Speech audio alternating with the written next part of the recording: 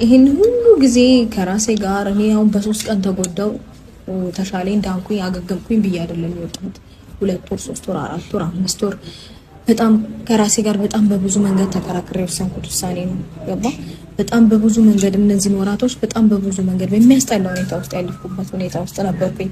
የሰው ልጅ የሆነ ነገር ለመስራት ነው እንጂ የሆነ ነገር ለማፍረስ ቀር ይበቃሻል፣ አንድ ቀን ይበቃሻል። አንቺም ልጅ ነው የእሱም ልጅ ነው። ልጁን ወልዳችሁ ሁለታችሁም እየሳማችሁ ብታሳድጉት ደስ ይለኛል።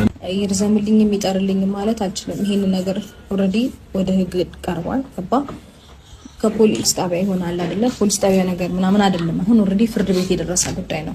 ፍርድ ቤት ሲደርስ ደግሞ ማራዘምም ማሳጠርም ምንም ማድረግ የሚችለው ፍርድ ቤትና ፍርድ ቤት ብቻ ነው። እኔ እዚህ ላይ ምንም አይነት ስልጣን የለኝም። በሚያስፈልግሽ ሁኔታዎች አሁን ላይ አንቺ ሳያስፈልግሻል ከጎንሽ ሳያስፈልግሻል ኤኒ ታይም በማንኛውም ጊዜ እኔ አጠገብ።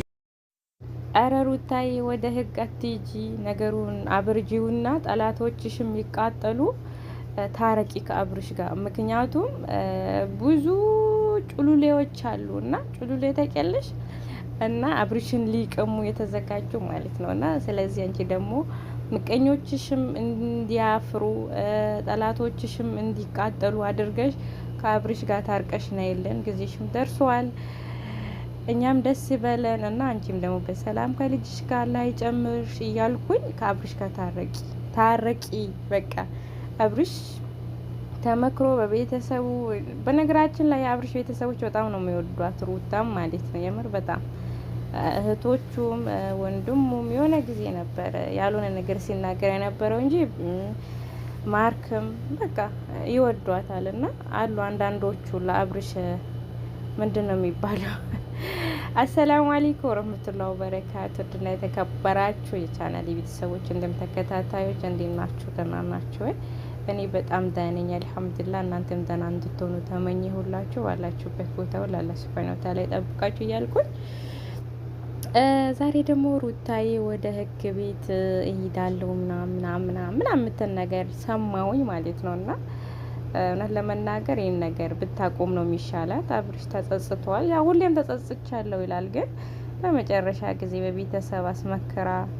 ምክንያቱም የነገ የምትወልደው ልጅ ነገ አባቴስ ማለቱ ስለማይቀር ሊደግፋት ይችላል። አብርሽ ብዙ ነገር ሊያደርግላት ይችላል፣ ግን አብሮ እንደሚኖሩ ምንም ነገር አይሆንም። በቃ አብሮ ተቸግሮም ቢሆን ምንም ሆኖ ልጅን አብሮ ሲያሳድጉ ነው። አሁን ተለያይቶ አንዳንድ ሰዎች በገንዘብ ምናምን የምር ገንዘብ አይደለም ከምንም በላይ ለልጁ አብርሽ ያስፈልገዋል፣ ሩታ ታስፈልገዋለች። ገንዘብ እኮ ማንም ሰው አሁን ለምሳሌ ልንገራችሁና ማለት ነው ከዚህ አሁን በተለይ እዚህ ሳውዲ ያሉ ሰዎች ወልደው ሀገር ይልካሉና እነሱ ሊናፍቃቸው ይችላል ልጁ ማለት ነው። ግን ልጁ ደግሞ ከነሱ ይልቅ የሚወደው ማን ነው?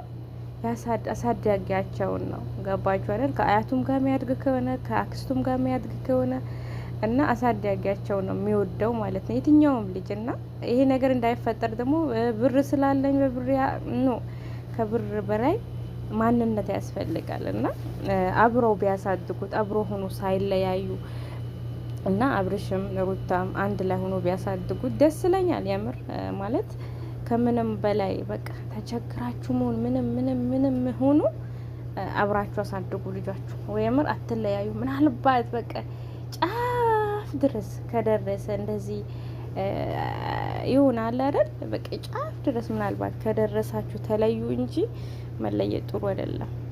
ማለትም ለልጁ ለእናንተ እሺ፣ ግን ልጅ የሚባል ነገር ማል ላይ ከተፈጠረ ለልጁ ጥሩ አይደለም። ያሳዝኑኛል የምር። አሁን ልጃቸውን ከዚህ ሲሊኩ ናፍቆቱ ምኑ እዛ ደግሞ በጣም ከባድ። ሌላ ሰው እማ ሲሉ ሌላ ሰው ማማ ሲሉ ልብ ይነካልና